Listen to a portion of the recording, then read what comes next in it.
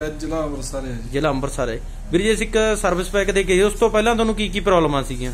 ਪਹਿਲਾਂ ਮੈਨੂੰ ਪ੍ਰੋਬਲਮ ਆ ਇੱਕ ਤੇ ਮੈਨੂੰ ਨਾਗਲੀ ਦਾ, ਇੱਕ ਤੇ ਸ਼ੂਗਰ ਦੀ ਪ੍ਰੋਬਲਮ ਸੀ। ਠੀਕ ਹੈ ਜੀ। ਇੱਕ ਮੈਨੂੰ ਬਾਥਰੂਮ ਦੀ ਪ੍ਰੋਬਲਮ ਸੀ, ਕਬਜ਼ ਦੀ ਸੀ। ਠੀਕ ਹੈ ਜੀ।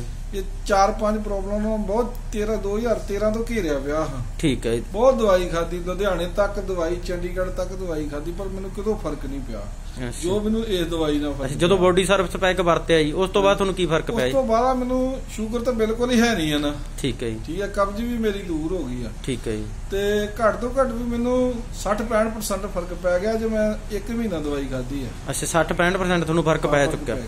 ਜਦੋਂ ਤੁਹਾਡੇ ਨਾਲ ਪਹਿਲੇ ਦਿਨ ਗੱਲ ਹੋਈ ਸੀਗੀ, ਤੁਸੀਂ ਇਹ ਕਹਿ ਰਹੇ ਸੀ ਵੀ ਏਦਾਂ ਜੀ ਕਰਦਾ ਵੀ ਮੈਂ ਖੁਦਕੁਸ਼ੀ ਕਰ ਲਾਂ, ਤੇ ਅੱਜ ਤੁਹਾਨੂੰ ਕਿਵੇਂ ਲੱਗਦਾ ਜੀ? ਸੱਚ ਪੁੱਛੋ, ਮੈਂ ਖੁਦਕੁਸ਼ੀ ਕਰਨ ਨੂੰ ਤਿਆਰ ਹੋਇਆ ਸੀ, ਇੰਨਾ ਬਿਮਾਰੀਆਂ ਨਾਲ ਘੇਰ ਚੁੱਕਾ। ਠੀਕ ਹੈ ਜੀ। ਪਰ ਹੁਣ ਮੈਨੂੰ ਐਂ ਲੱਗਦਾ ਜਿੱਦਾਂ ਮੇਰੀ ਜ਼ਿੰਦਗੀ ਨਵੇਂ ਸਿਰੇ ਸ਼ੁਰੂ ਹੋਈ ਹੈ। ਠੀਕ। ਅੱਗੇ ਜੋ ਤੁਹਾਡਾ ਸੁਣਨਗੇ ਜਾਂ weight ਵੀ ਅੱਗੇ 1 ਕੁਆਂਟਲ 13 ਕਿਲੋ ਸੀ, 7 ਕਿਲੋ weight ਵੀ ਘਟ ਚੁੱਕਾ। ਅੱਛਾ, 7 ਕਿਲੋ weight ਵੀ ਘਟਿਆ ਜੀ। ਤੇ ਅੱਗੇ ਜੋ ਵੀ ਤੁਹਾਨੂੰ ਸੁਣਨਗੇ, ਤੁਸੀਂ ਕੀ ਕਹਿਣਾ ਚਾਹੁੰਦੇ ਹੋ ਲੋਕਾਂ ਨੂੰ? ਮੈਂ ਕਹਿੰਦਾ ਵੀ ਆ ਡਾਕਟਰਾਂ ਦੀਆਂ ਅੰਗਰੇਜ਼ੀ ਦਵਾਈਆਂ ਨਾਲੋਂ ਸਰਵਿਸ ਪੈਕਟ ਵਰਤੋ, ਇਹ ਬਹੁਤ ਵਧੀਆ ਜੀ। ਠੀਕ ਹੈ ਵੀਰ ਜੀ, ਧੰਨਵਾਦ।